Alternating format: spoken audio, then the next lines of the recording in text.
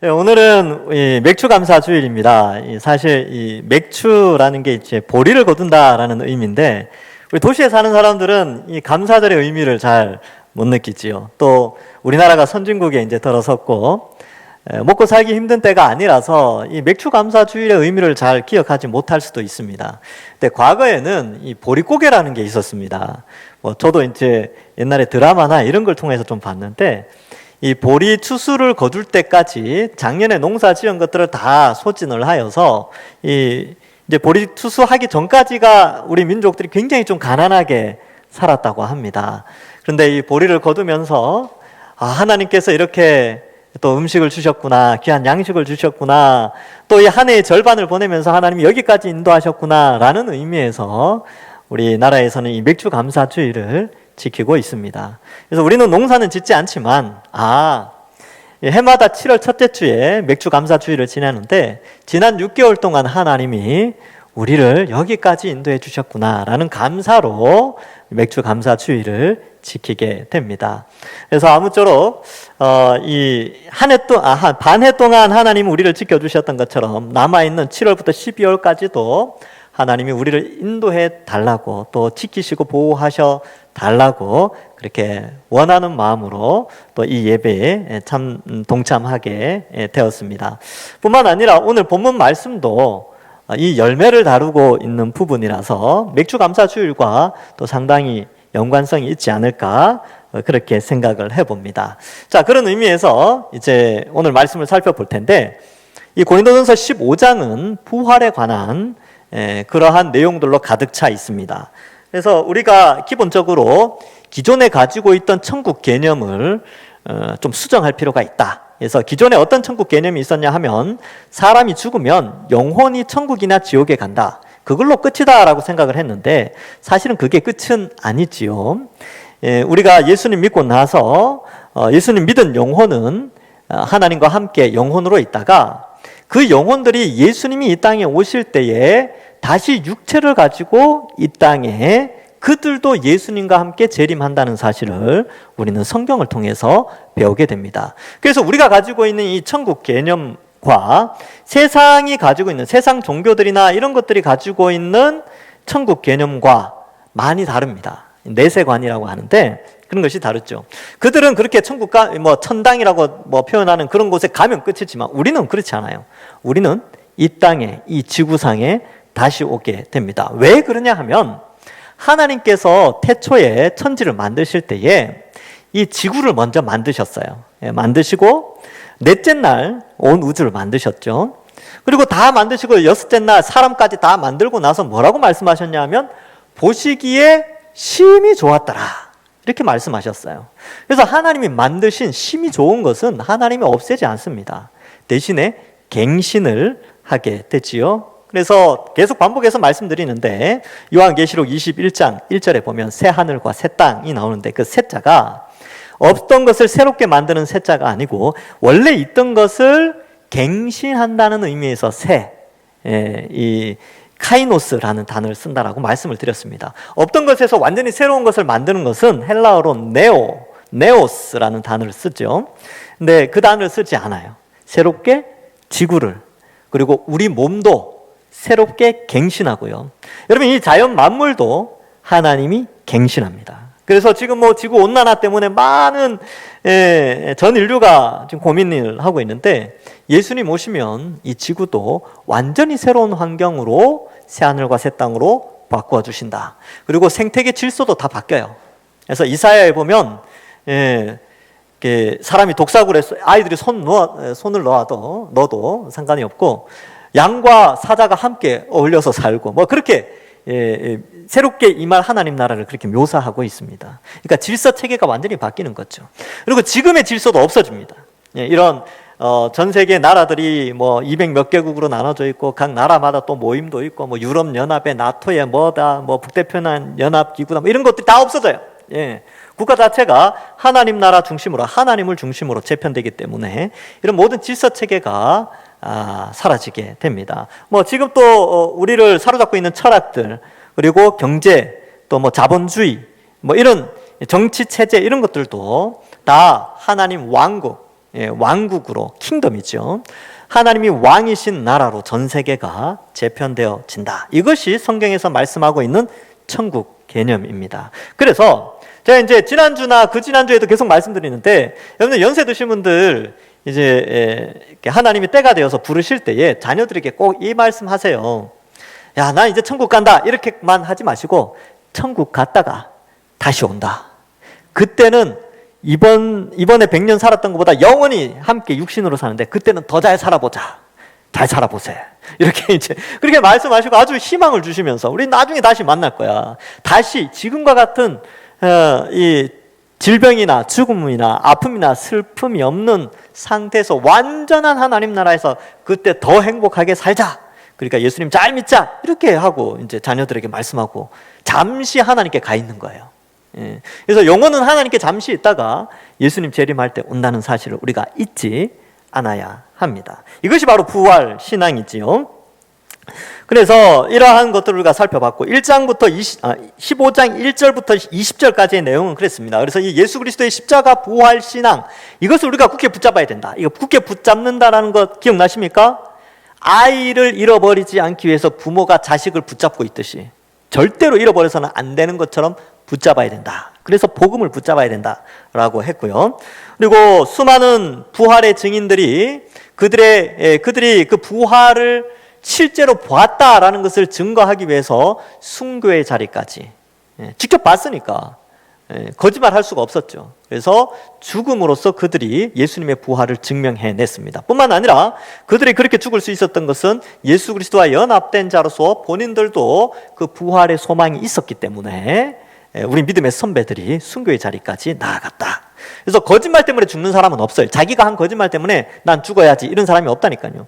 진짜니까 순교의 자리까지 나갔습니다. 그래서 우리는 그러한 여러 가지 말씀의 기록, 또 우리 믿음의 선배들의 그 삶의 족적들을 그 발자취를 살펴보면 예수님이 실제로 부활하셨고 또 그 부활의 의미를 우리에게 여러 사도들과 성경을 통해서 알려주고 있다라는 사실을 알고 이 내용을 믿게 되는 것이지요.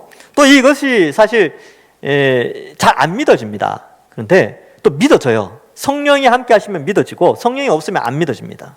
그래서 이 부활에 대한 이야기를 예전에 어떤 집에 가서 이제 신방 예배 드릴 때 이렇게 예배를 드리는데 그 엄마랑 아이가 있어요. 중국에서 온 이제 그 가정이었는데 저희 부활 설교를 막 하는데 애가 초등학교 그때 5학년이었어요.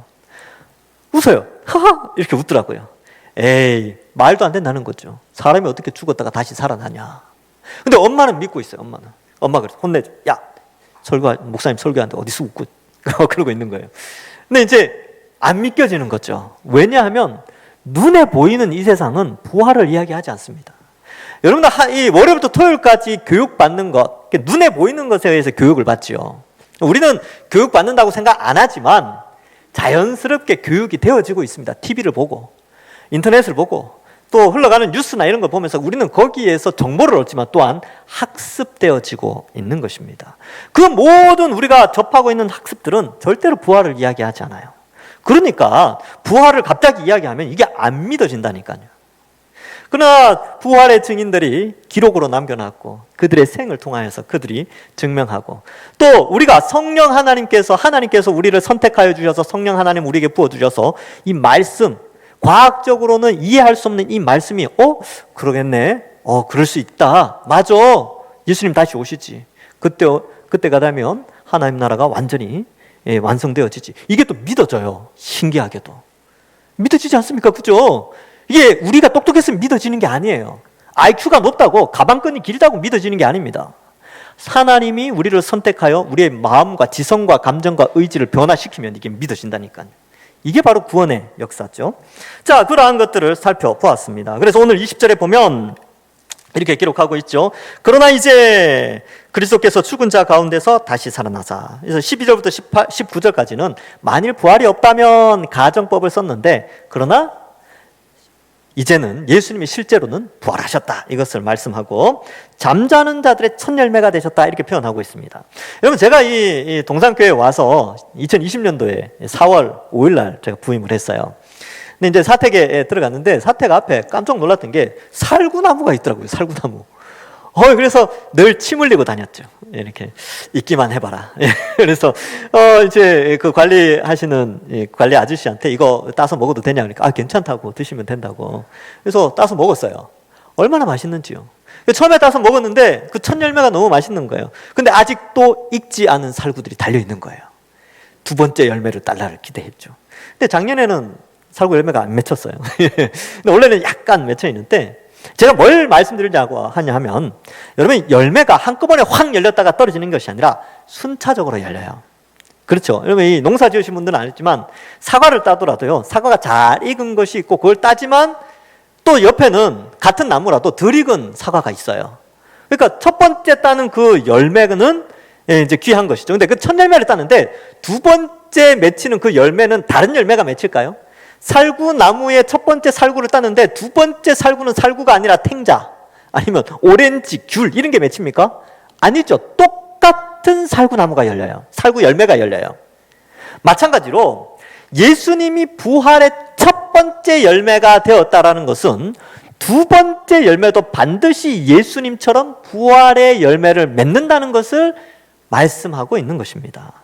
누가 그러면 그렇게 부활의 열매를 두 번째 열매를 맞이하게 되느냐? 바로 예수님과 연합되어 있는 같은 나무에 같은 열매를 맺는 같이 연합되어 있을 때만 그 열매를 맺게 되는 것이죠. 그래서 이 두 번째 부활 열매는 그리스도와 연합된 자가 맺는다라는 것을 설명하기 위해서 21절과 22절이 나오게 됩니다. 연합의 원리 혹은 대표성의 원리라고 표현을 하는데 21절에 보면 사망이 한 사람으로 말미암았으니 죽은 자의 부활도 한 사람으로 말미암는도다. 22절 아담 안에서 모든 사람이 죽은 것 같이 그리스도 안에서 모든 사람이 삶을 얻으리라. 자, 하나님이 인류를 보실 때는 전 인류, 지금 전 세계 인구가 79억 5천만 명입니다.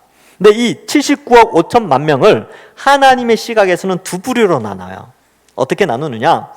인류의 대표자 아담 아래에 있는 사람들과 새 인류의 대표자 예수님 아래에 있는 사람들로 하나님의 시각에서는 나누고 계세요.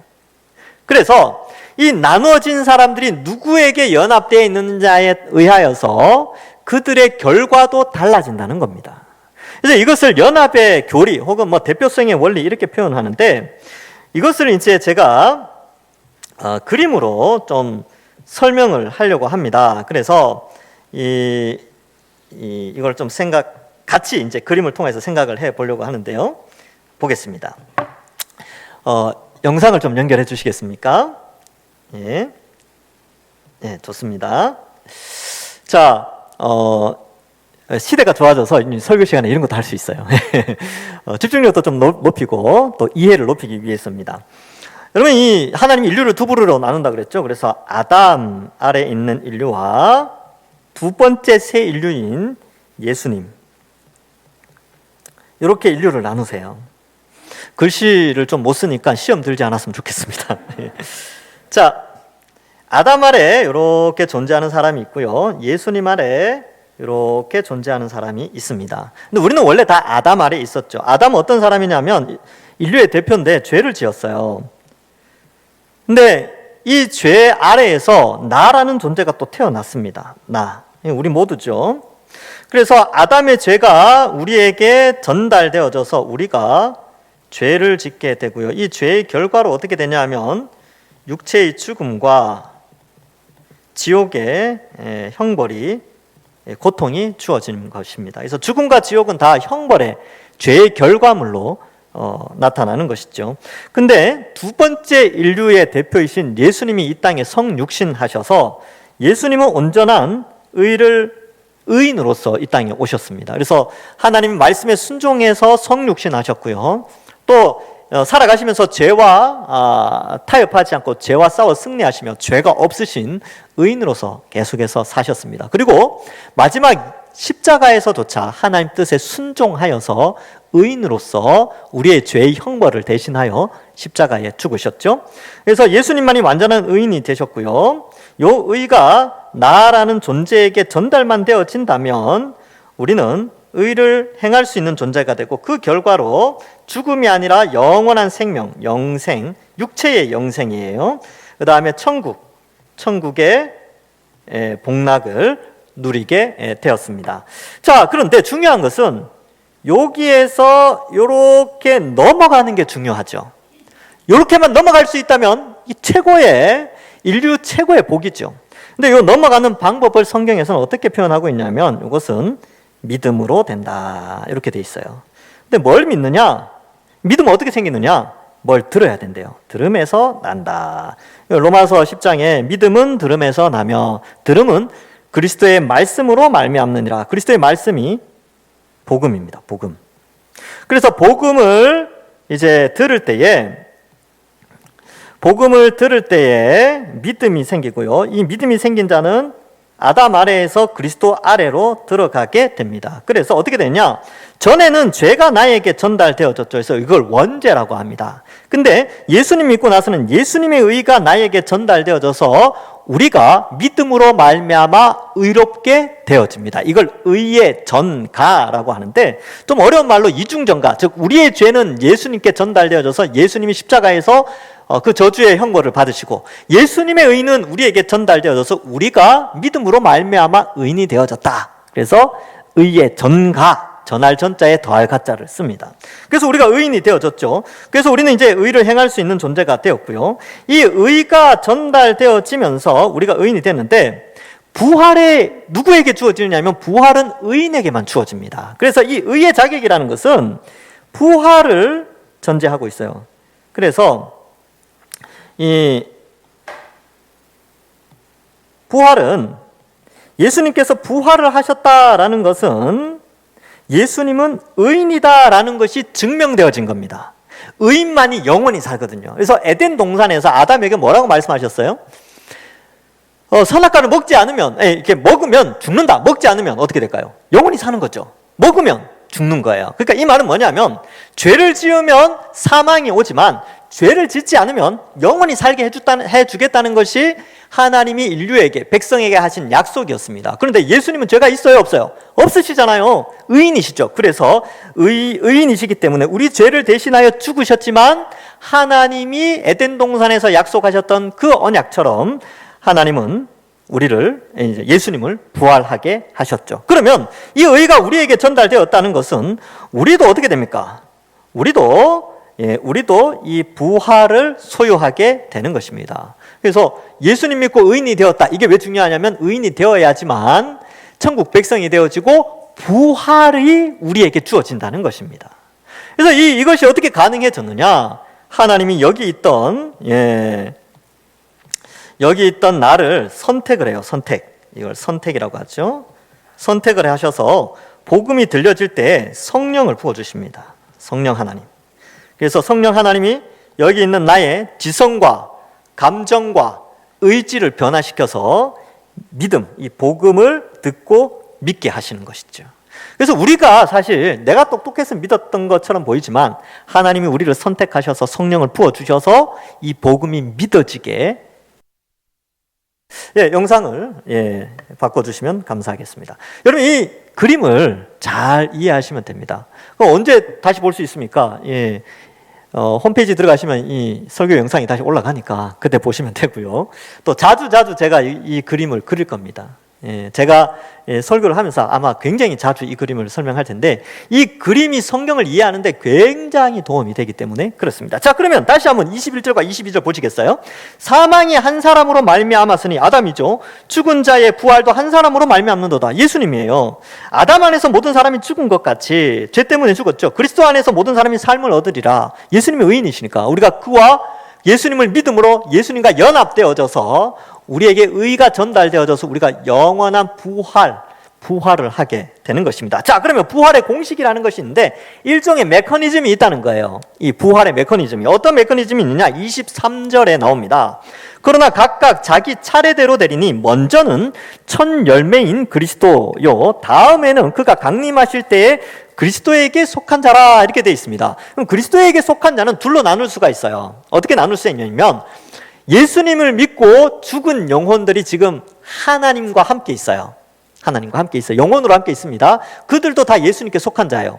그러나 또 예수님이 오실 때에 땅에 살아있는 사람이 있을 거 아닙니까? 그들도 살아있는 사람 중에 예수님 믿는 사람들도 그리스도에게 속한 자예요. 그래서 예수님이 부활의 첫 열매가 되셨고 그 다음 두 번째 열매를 맺는 사람이 누구냐 하면 그리스도에게 속한 자, 예수님 믿고 죽으신 영혼들, 또 이 땅에 살아있는 우리를 의미하죠. 우리가 살아있을 때 예수님 오시면 이렇게 됩니다. 그런데 여기에선 좀 불명확하지만 데살로니가전서 4장 16절과 17절에는 조금 더 상세합니다. 보시면 주께서 호령과 천사장의 소리와 하나님의 나팔 소리로 치니 하늘로부터 강림하시리니 그리스도 안에서 죽은 자들이 먼저 일어나고, 여기 이제 그리스도 안에서 죽은 자들은 예수님 믿고 죽어서 영혼으로 있는 분들이에요.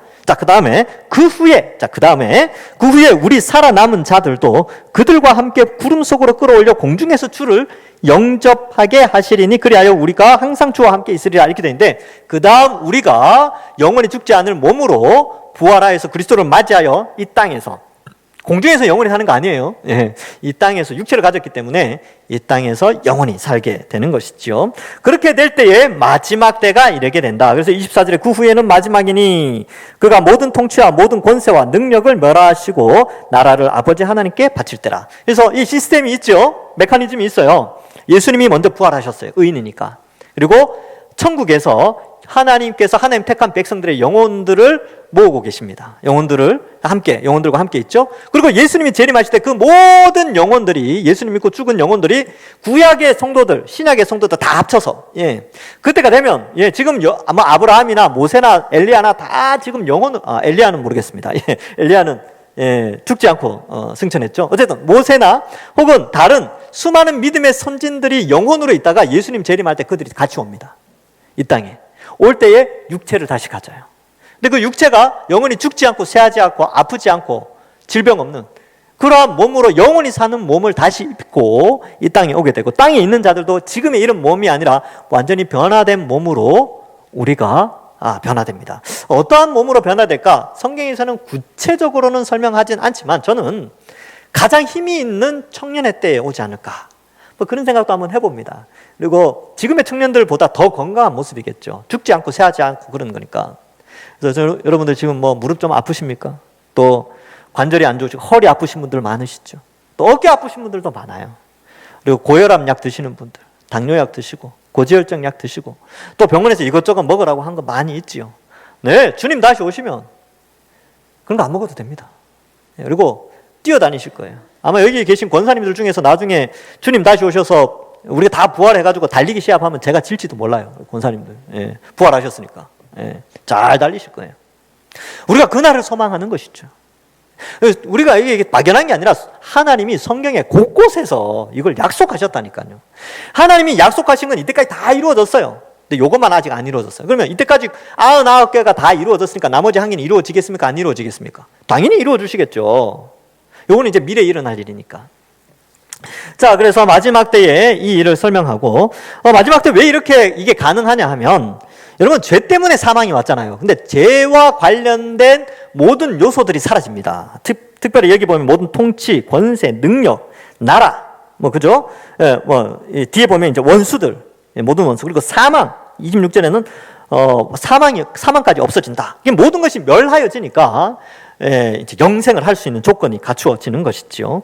그리고 25절에 보면 사실 24절에 예수님께서 다시 오셔서 그 모든 악한 것들을 다 없애고 그 하나님 나라를 아버지께 돌린다, 이런 표현을 쓰고 있어요. 그러면 지금은 하나님 우편에서 예수님이 하나님 나라를 다스리시죠.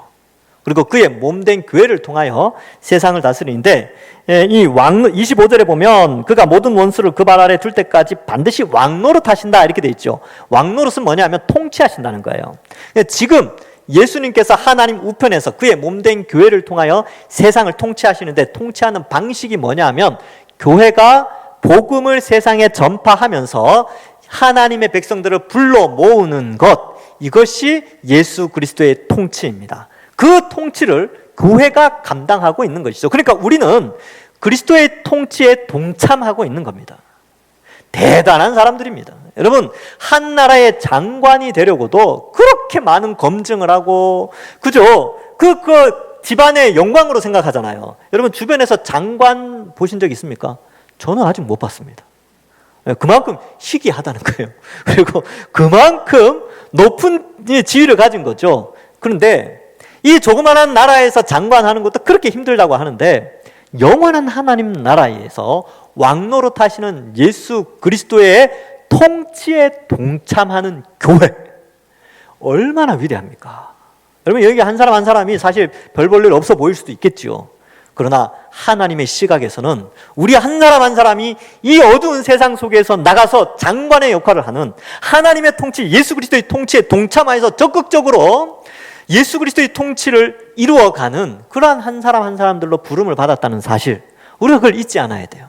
우리 자신에 대한 정체성도 좀 높게 생각하셔야 됩니다. 세상 속에 나가서 저 예수님 믿어요, 아이고 부끄러워, 이렇게 하시면 안 된다니까요.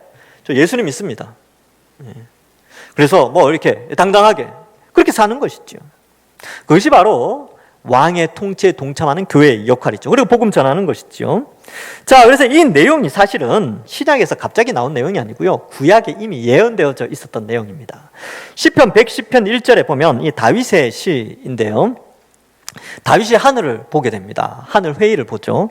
근데 하늘 천상을 보니까 이렇게 돼 있어요. 여호와께서 내 주에게 말씀하시기를 내가 내 원수들로 내 발판이 되게 하기까지 너는 내 오른쪽에 앉아 있으라 하셨도다.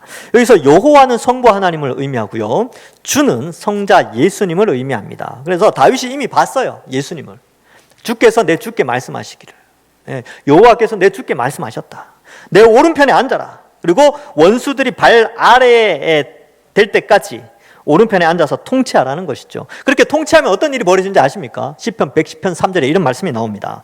주의 권능의 날에 주의 백성이 거룩한 옷을 입고 즐거이 헌신하니 새벽 이슬 같은 주의 청년들이 주께 나오는도다. 여기 새벽 이슬 같은 주의 청년들이 누구냐면 교회입니다. 110편의 말씀에 해석을 하면 그래요. 예수님이 하나님 우편에 통치하면서 주의 청년들이 몰려들기 시작하는데, 예수님이 하나님 우편에 앉으시는 사건이 뭡니까? 부활 승천하여서 하나님 우편에 앉으시잖아요. 그리고 어떻게 됩니까? 성령을 보내주셔서 교회가 형성되지요. 그럼 그 교회를 어떻게 시편 110편에서 설명을 하냐면 주의 청년들이다, 이렇게 표현하고 있습니다. 그래서 저는 이렇게 이제 우리가 부활할 때에 새벽 이슬 같은 주의 청년들과 같이 힘이 있는 자들로 다 부활하겠구나, 제 나름대로 그렇게 상상을 해보게 됩니다. 그래서 여기 앉아 계신 분들 다 새벽 이슬 같은 주의 청년들이에요. 시편 110편의 말씀에 의하면 그렇습니다.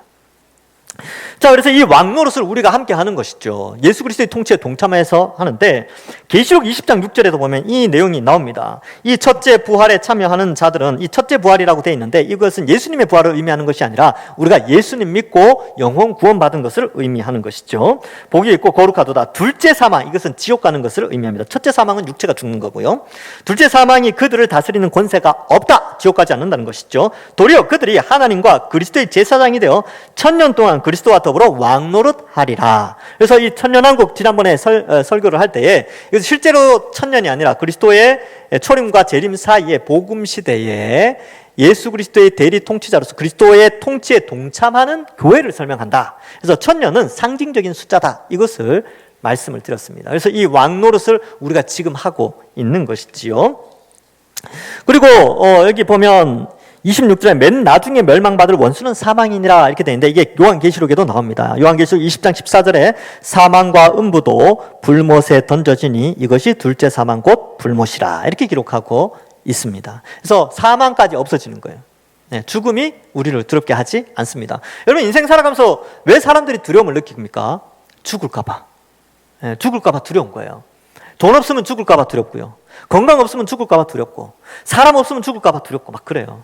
그런데 그 죽음의 두려움이 없어지는 영원한 행복과 지극한 복락이 가득한 세상이 예수님 재림 때 이루어진다라는 것을 말씀해 주고 있습니다. 자, 그래서 27절과 28절에 말이 좀 어렵게 되어 있는데 또 그렇다고 되게 어려운 건 아니에요.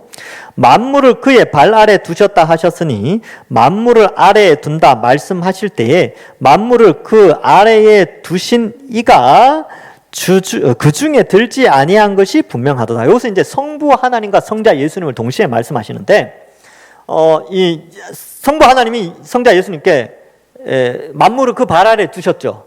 근데 성부 하나님도 그렇고 성자 예수님도 만물 안에 속한 자가 아니라는 거예요. 속하지 않았으니까 만물 위에 존재하는 거죠. 이건 뭘 의미하느냐면 성부 하나님이나 성자 예수님이나 피조물이 아니라 다 신성을 나타낸다, 하나님이시다라는 표현을 하고 있는 것입니다. 그래서 예수님도 신적 존재요, 성부 하나님도 신적 존재고, 예수님은 원래 창세 전부터 존재하셨는데 이 땅에 2000년 전에 인간의 몸으로 오신 분이시죠. 세상 사람들은 어떻게 생각해요? 세상 사람들은 그냥 인간인데 좀 괜찮은 사람 정도로 생각하지만, 우리는 예수님을 하나님, 이 땅에 오시기 전부터 존재하셨고 창세 전부터 존재하신 창조주 하나님으로서의 예수님을 우리는 믿고 있습니다. 그 예수님이 이 땅에 2000년 전에 인간의 육체로 오셔서 우리의 죄의 형벌을 대신하여 십자가에서 죽으신 것이죠. 자, 그런 의미에서 이제 그 예수님께서 통치하시다가 재림하시면 어떤 일이 벌어지느냐, 그 나라를 아버지께 올려드린대요. 아버지께 바친대요. 근데 그러면 이 아버지께 바치니까 예수님은 그러면 다시 피조물로 다시는 아니죠. 피조물이나 아니면 아주 못한 존재가 되느냐? 그렇지 않지요.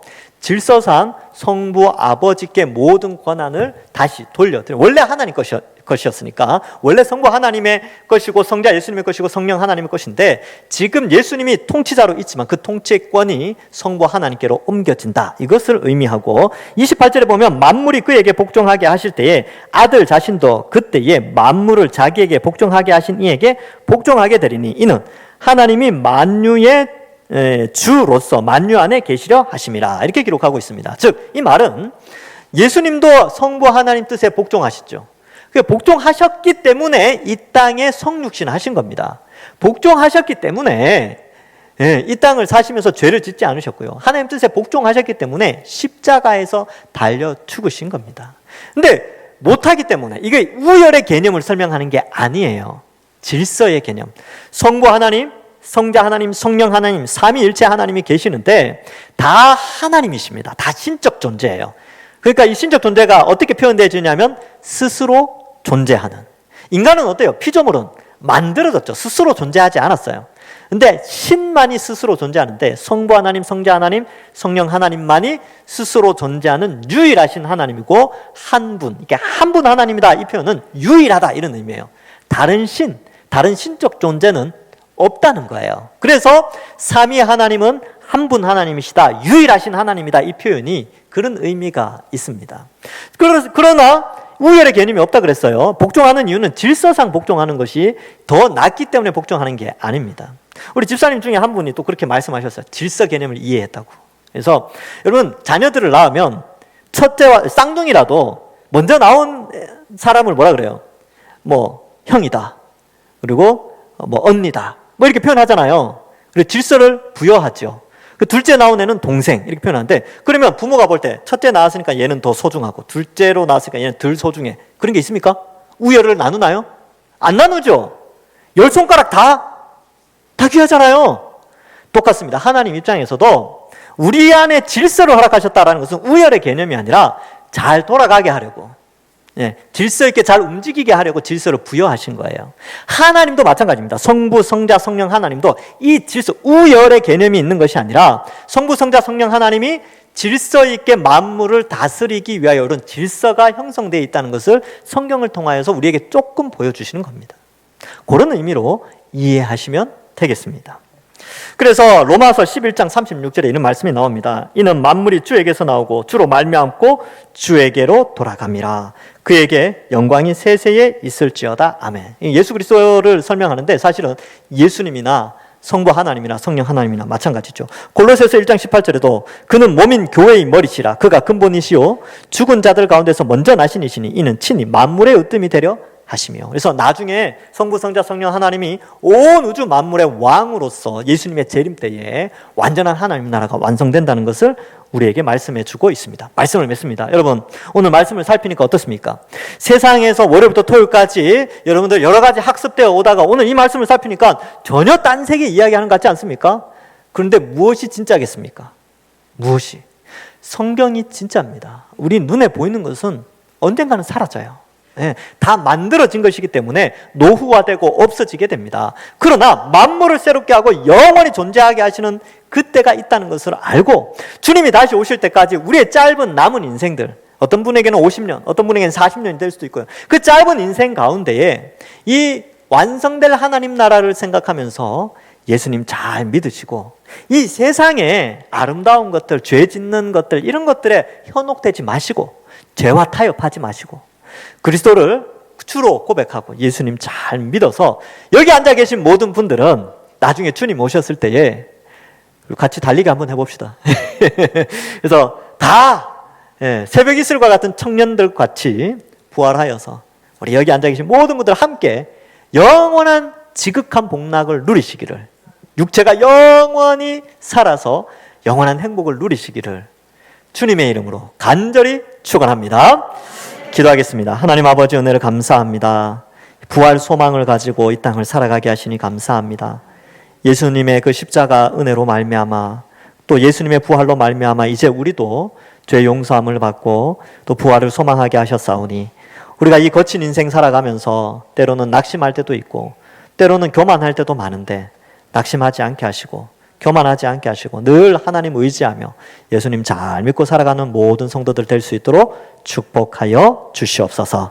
이번 한 주간도 세상 가운데 당당한 그리스도인으로 살아갈 수 있도록 축복하여 주실 줄 믿사오며 예수님의 이름으로 기도하옵나이다.